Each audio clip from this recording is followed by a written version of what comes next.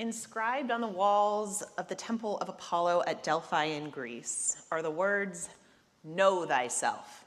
These words, along with many other popular proverbs from the time, are inscribed on the walls.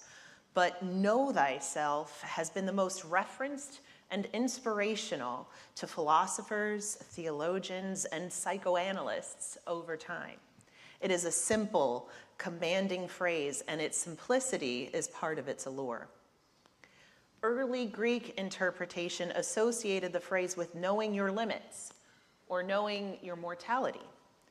In the famous play Prometheus Bound, in which the Titan Prometheus is chained to a boulder for defying the gods, Oceanus, a fellow Titan, visits Prometheus in his imprisonment, telling him, "Know yourself and adopt new habits, for there is even a new leader among the gods." A new leader. In this case, it's Zeus. And what was Prometheus's crime? Gifting humanity with the knowledge of fire and the arts. Two incredible gifts which give people power. Power to keep ourselves warm and safe, power to defend ourselves, and power to imagine, create, and dream beautifully and provocatively together. A people with power is a threat to a god, or someone wanting to be a god. And Oceanus telling Prometheus to know himself was him telling him to know his place. Prometheus rejected this, a feeling which I'm sure many of us can resonate with. The ancient Greeks also considered the phrase "know thyself" as an expression of the virtues of wisdom, temperance, courage, and justice. The Greeks, though, they were not the only ones to spend deep thought and time with this thought. Eastern meditation practices have centered on the concept of self-realization and self-knowledge as the ultimate, as even a way to enlightenment. Deepak Chopra, a practitioner of transcendental meditation, writes, "The path to freedom is self-realization. Knowing your essential nature means you become free from the binding influence of identification with the objects of perception. You now know who you are not by your perceptions, not by your body or your thoughts or your feelings. You are unlimited, non-local, pure awareness." Knowing ourselves is something that we can go through our whole lives without actually doing. In the first formative years of our lives, we gather a sense of self based on the grown-ups in our lives and their validation of our experience and existence. Unfortunately, for many of us, our grown-ups were imperfect and often harmful to the development of our senses of self. Some of us have found chosen family in people who do validate our experience. Having agency as adults gives us the freedom to make more choices about who we include in our lives. This is also a very tough reality for those of us who are parents, knowing that how we respond to the emotions of our young children will influence their senses of self. Luckily, our sense of identity is never stagnant. It is always in formation, even as we grow late into our years.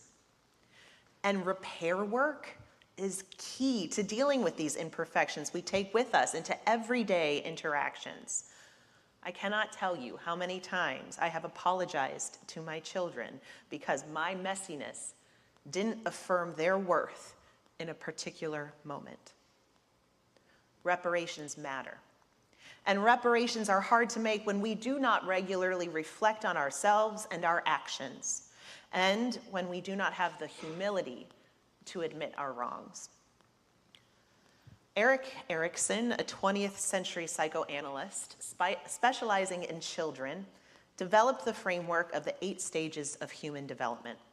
He claims that we each have an ego identity, which is the conscious sense of self that we develop through social interaction, which is constantly changing due to new experiences and information we acquire in our daily interaction with others, our friends, our coworkers, neighbors, strangers. Knowing ourselves is not a simple act of navel-gazing, an inward focus in a vacuum. We cannot do this important and easy-to-avoid work in isolation. We need each other for reflection, for grounding, for validation, for conflict from which we can learn. Small group ministry, like the soul circles we have here, are a fabulous way to practice this. We need to trust ourselves, and we cannot do that if we do not have a good sense of who we are, where we come from, to whom we belong, which is each other, and why we behave or react to the things that we do. The UUA has no small requirement for those of us seeking to be ministers. On top, mom of a minister knows. On top of an 81 credits master's program in divinity, a 1-year full-time or 2-year half-time internship, and a career assessment, the UUA also requires at least 1 unit of CPE, which is clinical pastoral education. And CPE is life-changing, incredibly difficult training that makes us face ourselves honestly. John knows. Face ourselves honestly in conversation with others who are also training to be spiritual caregivers. People who often face fallout or burnout and need to learn how to protect ourselves from the problems people bring to us and to recognize when something bats up against something from our lives and our identities. It is exceptionally important that caregivers know how to do this. But can you imagine a world, what a world would look like if we were all more aware of ourselves and these things that we bat up against regularly, capable of facing the bitter truths behind the way we behave and react when we come up against certain things. That is power. One of my greatest takeaways from CPE is that there are myths we have each been raised with that influence the way we react and behave. In a book by Edward Wimberly titled Recalling Our Own Stories, Spiritual Renewal for Religious Caregivers, he explores personal myths rooted in object relations theory, or how we as individuals internalize the positives and negatives we saw in significant others, self-psychology, or how we as individuals respond empathically to our externalized relationships with significant others, and family systems theory, or how the interactions of marital and family members influence the growth of others. And these myths are based on stories that surround our births. It's based on the order in which we were birthed, our gender, our sex, our names and our nicknames, our peer and sibling relationships, the roles we filled, the discipline we received, our parents' relationships, and much more. Wimberly goes on to illustrate a few dominant myths he has witnessed in those whom he teaches and pastors to. As I go through these, think about which of these might apply to your life. The myth of rejection, the belief that you are unwanted, even unwelcome in life.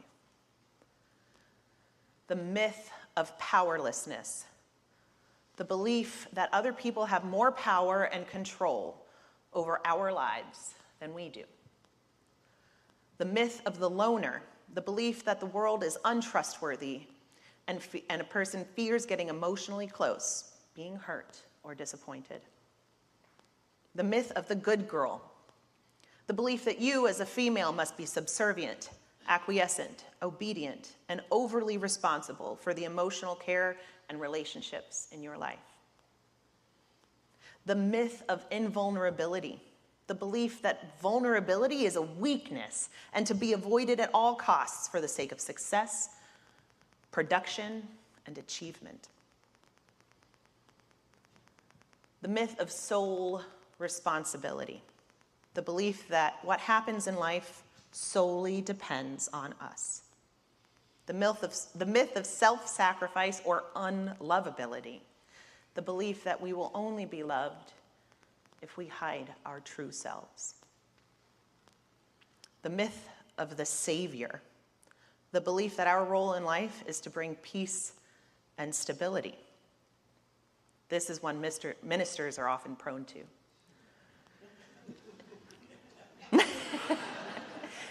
And Gen Alpha, they would probably call it main character syndrome. And then there is the myth of aloofness, the belief that we are inept at close relationships. These are just a few. And there are so many nuanced myths that we each carry with us, unique to our own experiences. They are complicated, delicate, and so hard to face. It makes me think of the never-ending story. Are you all familiar with the never-ending story? Some of us. Atreyu, who is a brave young warrior who sets out as the only hope to save his world from the threat of the nothing. He faces a number of trials, one of which is facing himself. He meets this old gnome guy along the way and on his adventures, and he says, confronted with their true selves, most men run away screaming. I'd add women do too. It is psychologically hard work. Being aware of our own myths is crucial towards understanding ourselves and why we do what we do and feel the way we feel. And when we face these myths, the best thing that we're able to do is to reauthor them, to write new stories that we claim for ourselves. Just like the song said at the beginning, the rest is unwritten. It is up to us. This is profoundly difficult work that gives us power to know what we will accept as ours and what we can let others keep for themselves. Can you imagine a world in which we know our worth and uniqueness in relationship with knowing everyone else's worth and uniqueness? We belong to each other. We are individuals, whole and holy, with our own unique experiences and upbringings, with the myths that shape us, and the many different ways we think and feel and appreciate and care. This is true. And we belong to each other. We are here together on this one planet, in this interdependent web of all existence. And in this worldwide family system, with anxiety sky high, siblings thousands of miles away still killing each other in wars, starving each other, hating each other, and the dependent role that America has played in the world stage in the past, giving us maybe the myth of the savior, is changing. And we are experiencing a crisis of our own. This worldwide system is out of balance. And family systems theory tells us that when that happens, things need to change. They need to adjust to make things right again. Look, I know that maybe this wasn't the message you were hoping for this morning. There is a lot of work to be done, a lot of grief to be held, and a lot of anxiety to address. And the idea of doing the really difficult work of facing ourselves when the whole world feels like it's on the brink of collapse seems like a tough ask. And it is, but it is a worthy one. And one we can do alongside all of the other good work we will do in order to make this world a more loving place. But I place this work high on the priority list.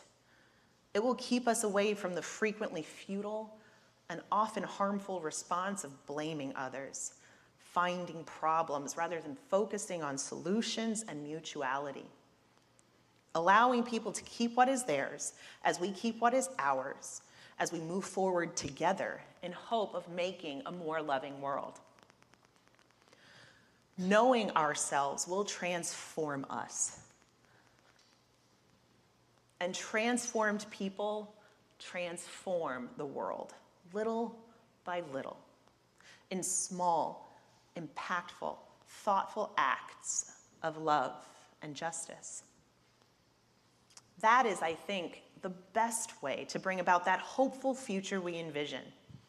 The one where hatred ceases, where no one has their back up against a wall, where all people can flourish on a healthy and thriving planet. And transformation is power to the people. And like Prometheus taught us, people with power is a threat to a god, or someone wanting to be a god.